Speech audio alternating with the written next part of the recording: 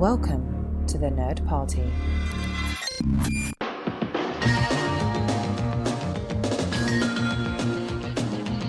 Welcome to Great Shot Kid, the podcast on the Nerd Party Network that is focused on the behind-the-scenes facts and figures of the films that you love to love to hate, and just love to talk about. I'm John. And I'm Mike. And this week we are going to be talking about the assignment from last week, which was to watch the film Unsane by Steven Soderbergh. Now, of course, before we get into that topic, thenerdparty.com/contact is where you can contact us. Thenerdparty.com is where you can see all of the shows that the Nerd Party has. Everything from Doctor Who to Star Trek to Star Wars to writing and film to nerd nuptials to you name it, we got it. Come and check it out. And, of course, you can find us on Twitter at Join Nerd Party. You can find us on Facebook and Instagram as The Nerd Party. Use the hashtag GreatShotKid. Let us know you're thinking of us. So, this could be chapter 12, I guess, in your long-term plan to turn me into a Steven Soderbergh fan. Yeah.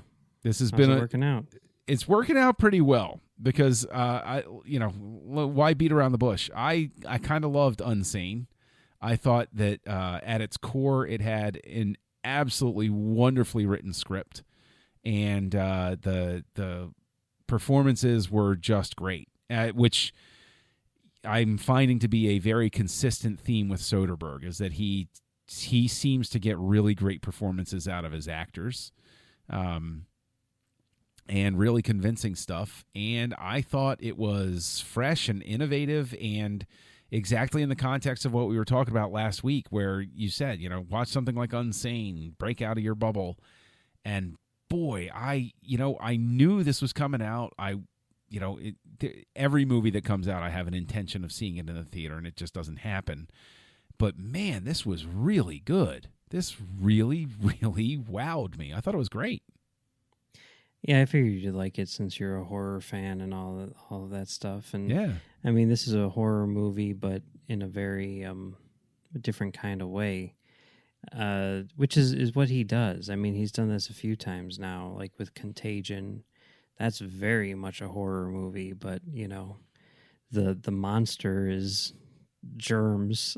You know what I mean? Yeah. But it's horrifying, and here, the monster is bureaucracy. I mean, it's very like Kafka-esque, and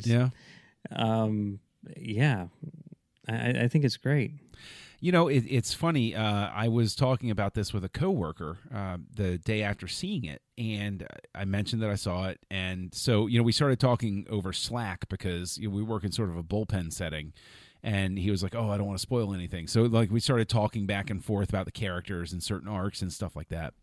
And one of the interesting insights that he had was that there's, an implicit critique of the actual prison system in America with this as well, about how it's motivated by profit, and it's motivated by, they're not interested in curing you or treating anyone. They're interested in getting a body in the bed because that's what, like you said, it's Kafka-esque, where it exists to sustain itself, sort of thing. And I thought that the turn that it took, too, was really fascinating. I did not expect it to turn into this sort of Hitchcockian tense drama thing. Like, I expected it to be, I expected it to be just this one thing of a person trapped in the system, unable to get out, and then to have it actually make a turn and become that more horror movie sort of thing, I thought was fascinating. Like, I didn't see it coming, and it was...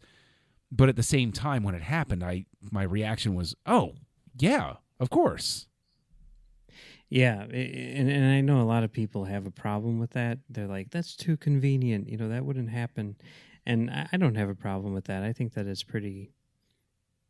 I mean, you could say that it's convenient, but at the same time, it is kind of an exploitative horror movie.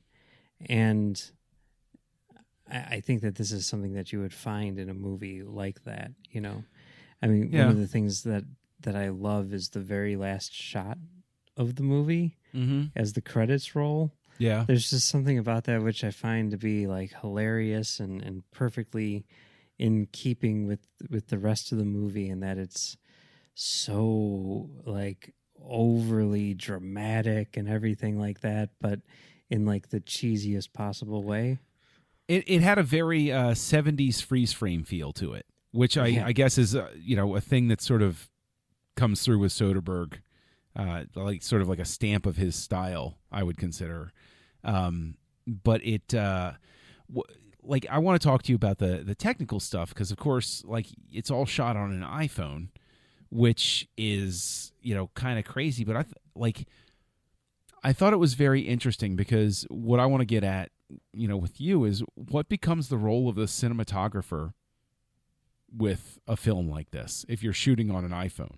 Like, at what point are they, like traditionally a cinematographer, you're sitting there, you're framing the shot, you're setting it up, you're getting the lights right, but you're dealing with a device where it's not going to be conducive to the traditional way of working with film. What do you think this would?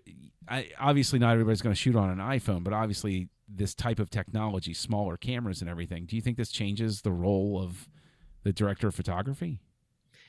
I don't think that it changes the role of the director of photography, but I think it changes the atmosphere created on the set. I mean, one thing to keep in mind is that for the past 18 years, Soderbergh has been his own cinematographer. So, everything that he shoots himself, and he's really good at it. He's one of the few people, I think, who's able to pull off that director cinematographer dual role. I mean, that seems like a really hard thing to do, but he's really good at it. And one of the things which you can see in all of his work, I remember him talking about this on the commentary for The Limey, which was shot, just on 35 millimeter, was the idea of trying to create an environment in which the actors could perform without distraction. And I remember one scene in particular where he talks about how he's like shooting through like a window, and seeing, this scene play out from another room essentially. And the reason for that was because the room was so small and claustrophobic that if you were to put a camera in there, the actors would have spent most of their time maneuvering around the camera as opposed to just playing out the scene. And whenever you hear about him like blocking scenes or anything like that, he talks about this a lot with like Ocean's 11, where you'd think that there'd be these extremely complex setups where you're dealing with 11 characters sometimes and trying to choreograph them and figure out, where you're going to have all of the actors, maneuver throughout the scene and where you're going to have the camera fit into that. And his approach to that stuff has always been to tell the actors during the rehearsal, stand where you would stand. And when you come across a certain line, if you feel like you would walk across the room, walk across the room. Do whatever you would do in this moment as this character. And he would just watch that in the rehearsal and then say, okay, remember that. That's what you're going to be doing in the actual scene. And after the actors figured out what they were doing, he would figure out where to put the camera. So he's always sort of been this like performance first filmmaker. And one of the things which he finds to be, I think, really exciting about the iPhone, and one of the things which he talked about even before Unsane was officially announced, even though it had already been shot at the time, was the idea of the technology becoming so compact that you can essentially make it distraction free for the actors. Mm-hmm. And I think more than anything, that's the reason why he shoots on the iPhone, or at least for this movie and his next movie, which is already done. He shot that on the iPhone as well. So obviously the production time then really gets shortened as well, because you don't have as many elaborate setups that you have to do. Yeah, and that's his thing. He always has a very short production time. I mean, you look at like the work he did on The Nick, and the amount of time that he took to shoot that massive production, it's insane. But there is a thing on the well, I mean, I've got the iTunes version, but there is a special feature on there where it's basically just like a 4-minute long montage of sort of like behind the scenes footage where they don't like talk about like this is how we shot this scene or anything. You just kind of see him shooting scenes, and you get to see the camera, you get to see all that stuff. And I was actually shocked by how complex it was. I mean, I guess I shouldn't be, because it is a major motion picture, and even if you are using an iPhone, you're still going to be using all of the best, supporting equipment that you could possibly have. But it's not like he was just holding his phone. Right. He's got like a rig, different types of rigs, different types of, like sort of like handles which he can use to hold the thing. And this is what really shocked me, there's even one rig that he has where it looks like there's an external lens which goes in front of the camera in order to change, how the image is, photographed. So that was really interesting. I actually showed a bunch of these I showed some stills to Tristan, because he's, obviously he does this for a living, and he said that he was going to be teaching a course on iPhone production or something like that, so he was very curious to see, some of the stuff. And it's interesting because he recognized a lot of it. He's like, I have that piece of equipment. I use that app to shoot stuff, things like that.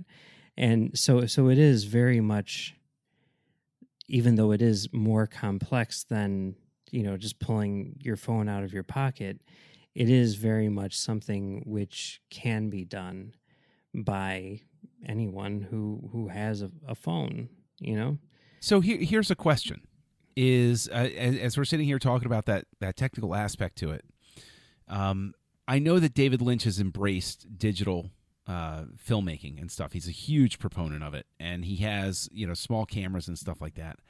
In a sense, I'm stunned that somebody like Lynch hasn't joined in with this particular sort of revolution of, hey, you know what? We can do this. We can use this. We can have, shorter production timelines and everything. And it almost seems like this is something where I would, to relate it back to sort of what spurred you driving us to watch Unsane and everything. Like I would expect somebody like Lucas to be even intrigued by something like this and say, oh, really? Because he's always trying to get, a documentary feel to everything. And I think that's one of the things that works so well in Unsane is that documentary feel. I mean, there are obviously shots where, like, in the beginning when she's in her office, it's obvious that the phone is just like sitting on top of her computer while she's sitting there. Yeah. But it's a very fitting and intimate shot, and it distorts her in a certain way, and everything looks a little off. So I find it surprising that more people haven't jumped onto this particular train. Yeah, there have been a couple movies that have done it. I want to say that movie, I think it's called Tangerine. I think that they use the iPhone. I wouldn't be surprised if we see more, but I do think it is kind of an extreme thing to do, because as much as, Soderbergh says that the image looks like velvet, I mean, it is still a little rough around the edges at times. Yeah, it has a little bit of trouble with contrast and low light and stuff like that. That's for sure. But I mean, the cameras are only going to get better, right? Yeah, sure. Definitely. And he's not going full. I mean, even though I think at one point he's like, I might never shoot with anything other than an iPhone. I think he might have said that, but his next movie is going to be a movie about like basketball. And that was shot with the iPhone. But his next movie after that is going to be this sort of, I forget exactly what it's about. I think it's some piece of historical fiction, like some piece of like about, I don't know. I forget. I forget what it is. Like some sort of like political scandal or something like that. Oh, But cool. it's going to be like much more of like a sort of epic, thing with like a cast of thousands and all the rest of it. And for that, I think because of the nature of the thing, he realizes that he needs to have a style which maybe is a bit slicker than you can get with the iPhone. So he's going to be, using probably the red camera again. That seems to be his go-to these days, is the red camera.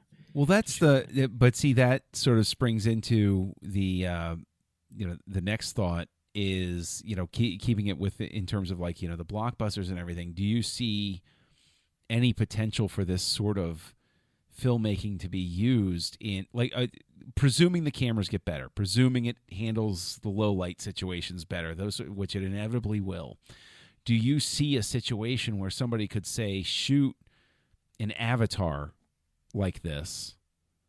And I don't mean with all of the mocap and everything, because you need a room full of computers to do that sort of thing, but something where everybody's in a blue room, like Sky Captain in the World of Tomorrow. Like, doesn't that become easier to make today because everything's just going to be generated in the computer anyway? Like it's minimal sets. It's just people in costumes with maybe a piece or two here or there, and everything's going to be created in the computer. Can't they just go ahead and start producing some of the, put their toe in the water and make some of the mid-level blockbusters in this fashion? Yeah, they could. I mean, I don't really know, like for a studio production, I don't really know how much money they would necessarily be saving by doing this.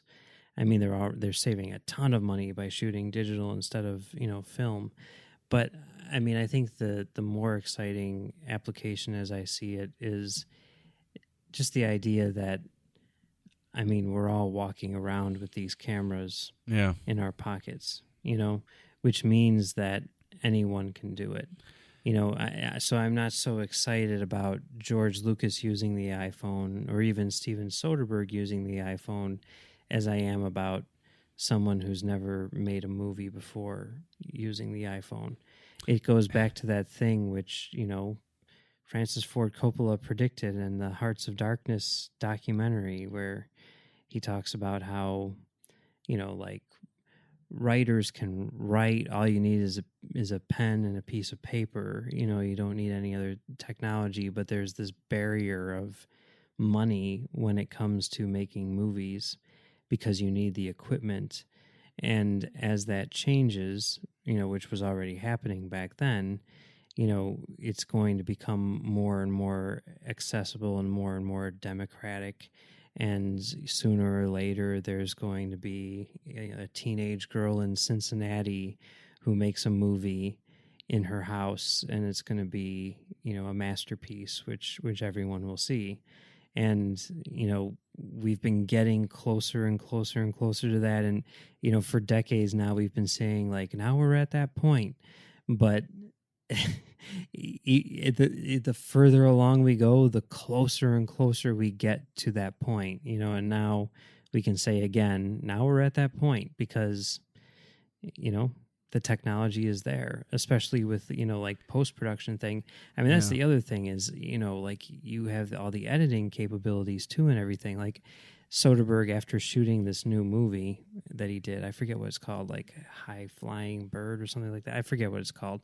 But he posted a thing on Twitter where he's like, we wrapped principal photography at 3:15 p.m., and the first cut of the movie is done at 5:37 p.m. Like, that's crazy. Yeah. That's and crazy. I mean, other people have done that. Like, Kevin Smith would do that. Like with Red State, his big thing was like finish shooting the movie and then show the entire movie to the crew at the wrap party, a week later, which he did. So, yeah, I mean, it's kind of exciting how technology is advancing, not just in terms of photography, but in terms of everything. And this isn't something where he like went to his studio and blah, blah, blah. Like he took a picture of his laptop while he was sitting on the train. Yeah. Like that's where he finished this movie.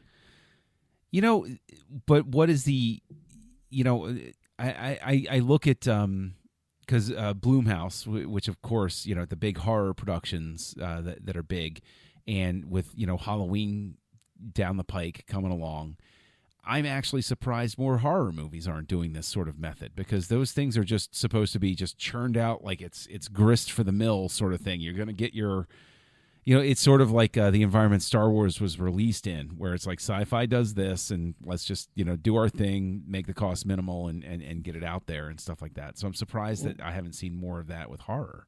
But they are, again, like Halloween, they can afford to do whatever the hell they want with that, But like, I just went to this horror film festival here in Chicago, and they showed a Blumhouse movie, which is not even going to get released in the theaters, called Boogeyman Pop. And it's kind of interesting that the filmmakers were there.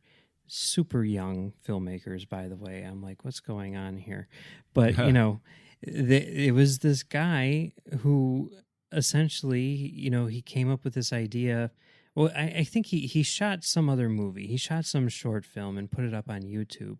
And Chris Weitz, the writer of Rogue One, saw it and was like, hey, this kid's got talent. And, got in touch with him and said, like, hey, if you have another idea and you need some whatever support, whatever, I'll put my name on it so that you can get funding, or whatever it was. And it's basically kind of like a horror anthology movie. And they spent like, I want to say they spent like $25,000 on the first like 3 of 4 segments, Wow. And they shot it for nothing. And they had these like 3 segments which existed, and they cut them together and everything like that. And through, their connections with Chris Weitz or whatever, they basically got it in the hands of Blumhouse and said, look, here's our thing. We've got one more segment to shoot, give us money or whatever. And Blumhouse saw it and was like, okay, here's another $25,000 for you to shoot the last segment. So the last segment looks like way like higher production value than the rest of the movie because, but even that is only $25,000. But, they shot it with like digital SLR cameras, essentially, what you would use for still cameras, because that's become like the thing to do if you want to have like a really good looking movie for no cost. And I've actually I didn't shoot it personally, but I like directed a little short film that my friend Zach shot, and this was a few years back. And I remember, like, he's a professional video guy and everything like that, and he's got like tons of professional grade equipment and everything.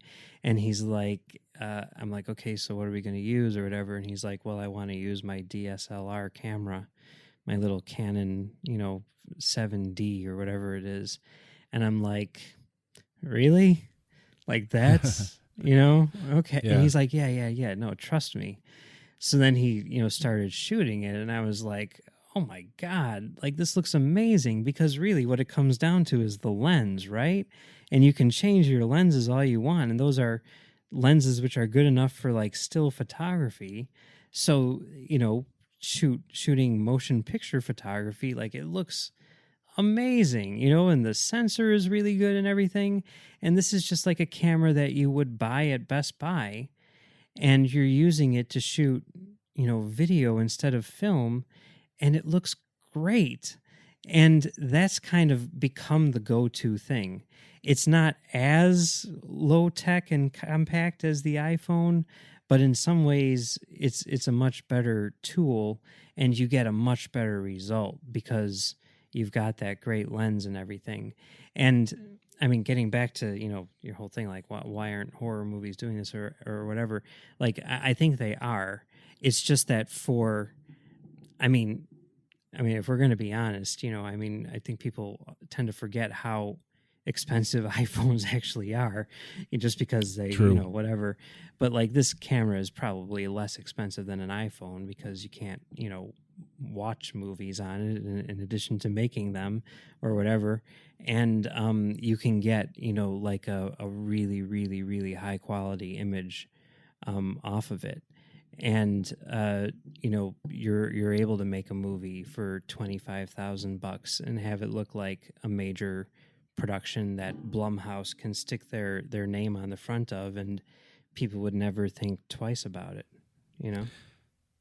Yeah, as we're sitting here talking about it, though, like something that I wonder is, and this is the sort of reductive question that everybody always gets back to with, the advance of technology and everything, is like, is it possible, because these things have become commonplace and because people, use these, fabulous pieces of technology instead of going around making films or, shoot pictures of your dinner and check Twitter sort of thing, do you think that has anything to do with the fact that, there's sort of a perception, at least, that people are just consuming things as content and not even paying attention to quality so much anymore? They're like, I mean, in a sense, I see it as an opportunity, because I think to myself when I watch Unsane, now I know Soderbergh's name carries weight with it, but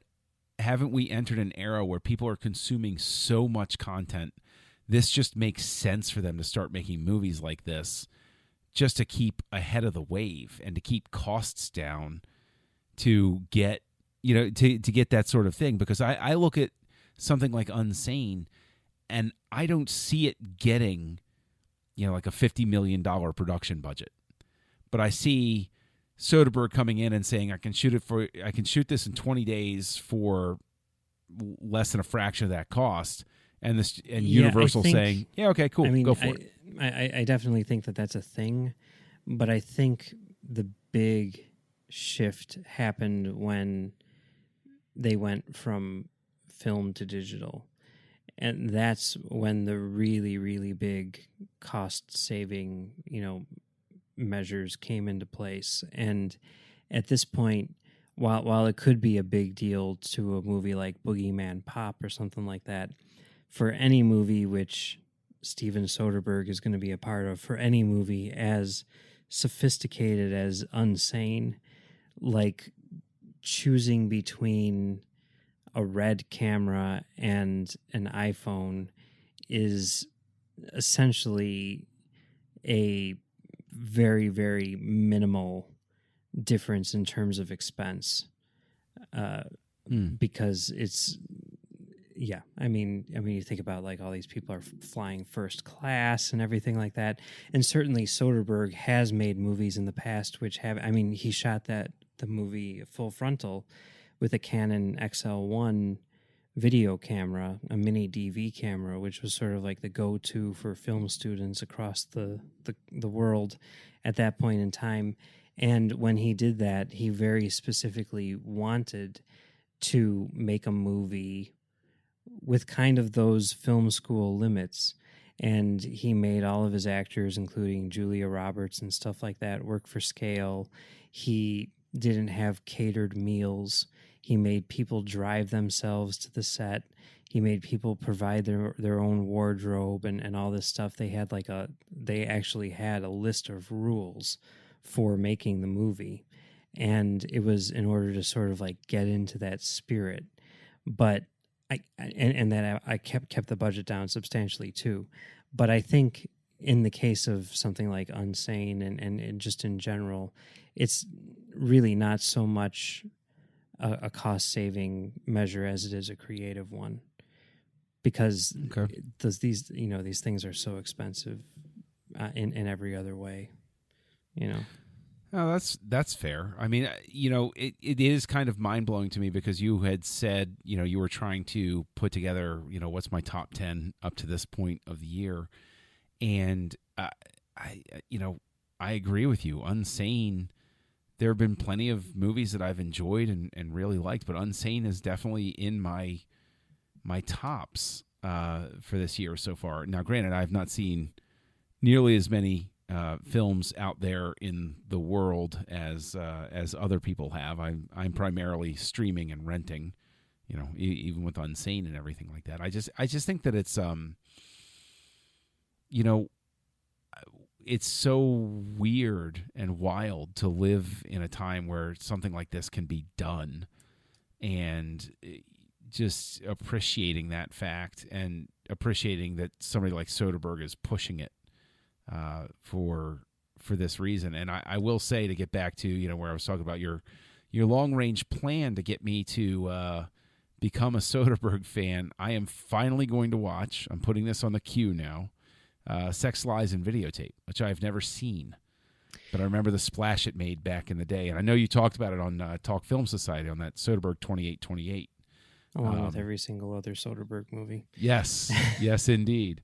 So I'll be listening to that when I see Sex, Lies, and Videotape. But Sex, Lies, and Videotape is good. I mean, it's important from a historical standpoint because it is the origin of Soderbergh, and it's the movie which created Sundance, essentially. I mean, at the time, I think it was called like the USA Film Festival or something. I forget what it was called. mm-hmm. But, it's the one that kind of put Sundance on the map and put indie cinema on the map, and, is very significant from a historical standpoint. But especially, when you get to things like Unsane and see the places that Soderbergh ends up, you watch it and you're kind of like, okay, fine. That's it. All right. Yeah. But, if you're looking for something like Unsane, there is sort of like this weird trend which seems to be happening in like the latter half of Soderbergh's career, where he's afraid of the healthcare industry in one way or another. And I would recommend Side Effects, which was one of his last movies, which is all about the pharmaceutical companies and the lengths that they go to make a buck, maybe at the expense of the people who they're trying to treat. And then the Nick as well, even though even though the main character in the Nick is a cocaine addict in turn of the century New York, who doesn't use gloves or anything like that, because why would you? Back then, right. I still have more confidence in him as a healthcare provider than in anyone in either Unsane or Side Effects. So it's just kind of interesting how that and Contagion as well. Have you seen Contagion? I haven't, but I feel like I need to. You can get it for $5 on iTunes right now. Do it. Okay. So worth it. All right. I mean, especially like as a horror movie fan, it is straight up horror. Like, no question about it. I mean, on the edge of your seat, whatever, but it's so good. Gwyneth Paltrow's in it, right? Yes. That's a hurdle, but okay. It's all right. Because the thing is, I saw Sky Captain: The World of Tomorrow, and she's in that, and I loved it. So that's cool. Cool. I also loved Iron Man 3, honestly. So I don't know. Yeah. I don't know why I carry this weird torch that like everybody else does, where it's like, oh, Gwyneth Paltrow. It's got to be completely because of that Goop thing. What about Hard 8? I mean, she's in that. That's true. I think she's great. She is a really great actress. I don't understand why that train started or why I even jumped on it at this point. I think it's like one of those Tom Cruise things where people are like, she's weird. We can't like her, Where it's like, I don't care what she does in her personal life, whatever. She's a good actress, but, yeah, she's one of just many, many, many, many people in that movie. And all things considered, she has a pretty minor role. But that's one of those cast of thousands, sort of like throwback to the 70s, where you have like all the pictures and the little boxes on the poster or whatever. Yeah. That's right. Yeah. They didn't do that on the poster, but they could have. They should have.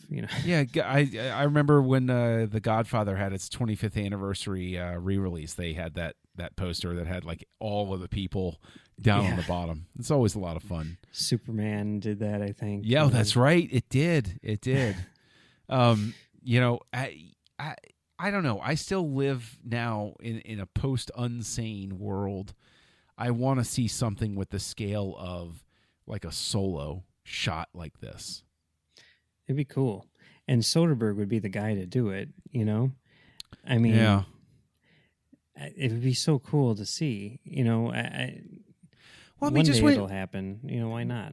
when you think about the effects involved, you know, to begin with and everything like that, but like you even think of like tight, you know, in the cockpit shots. You think of everything that goes into a cockpit shot where like you got the big camera, you got to move the piece over here, and you got to have, like, I even remember with Revenge of the Sith, Hayden Christensen was tall enough that they had to like remove part of the cockpit to get certain shots because he was so tall that if they tried to get the shot like that, like his knees were in frame.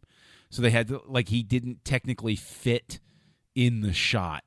Yeah. And so, like, you know, that's the classic sort of film trickery. But like, I think of, okay, well, you got this tiny camera. You could have done it.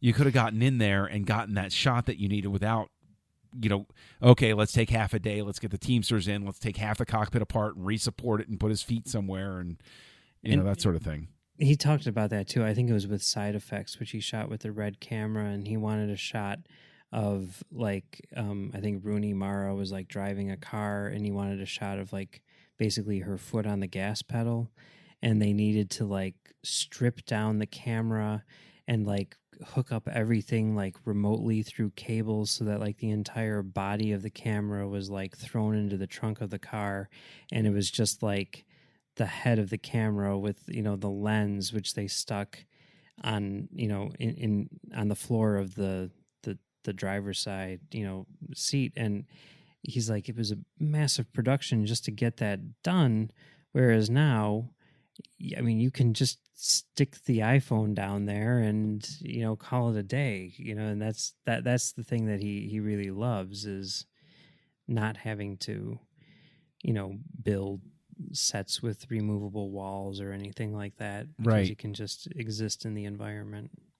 And it you know, and additionally, it's pretty cool because you think about this tool in his hands is different than what was it called, Hardcore Henry, where they rigged it up and like the whole thing was from first person perspective. Yeah. And it's like that.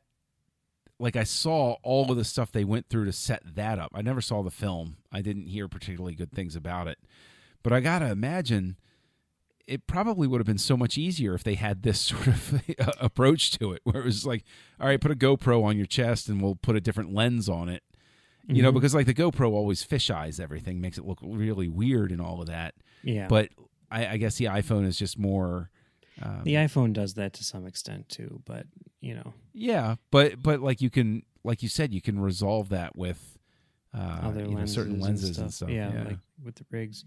Yeah, and you're right about that. You know, I mean, I always think of like Crank, you know, where half that movie was shot with like little cameras that they bought from Best Buy, and those guys were just so crazy and just, they're like, whatever, this camera is only a few $100, you know, what do we care?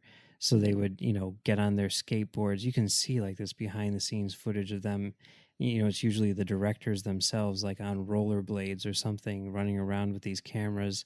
And if, you know, they trip and fall and the camera breaks into a million pieces, it doesn't matter because, you know, I think they talked about like, you know, over the course of the production, they destroyed something like 17 cameras. But, you know, they got amazing footage out of it. So, you know, you can definitely do that now with the iPhone. The horrifying thing, though, is now a movie like The Room just became easier to make and cheaper. Mm-hmm. And, you know, Tommy Wiseau, I remember from the book, I don't know if the movie, I never saw the movie version, but The Disaster Artist talked about how, like, he just straight out bought the cameras. Yeah. And, like, it floored everybody. They were like, you're supposed to rent those. Like, I can just imagine, like, I'd love, you know what, even though it would be arguably not as good a product, I'd love to see Tommy Wiseau grab an iPhone and make a movie. That'd be so much fun. Yeah, he might do that. I don't see him having that type of personality. I see him as having the type of personality where it's like, I can afford to use the best camera available or whatever, but it would be interesting to see him use the iPhone and see what happens, you know? Yeah. Well, if anybody wants to discuss iPhone photography or filming with you, where can they find you online? You can find me on Twitter at Mumbles3K, and you can also find me on my website doing a show called Film Damage, where we talk about movies from the perspective of the booth, and you can find that over on filmdamagepod.com. And I am Max's Moriarty, so there's that too. Let him know I feel more like a Khan than a Moriarty, so I may explode by the end of it, but it's gonna be a good run. Cool. And of course, you can find me online at Kessel Junkie, usually on Twitter.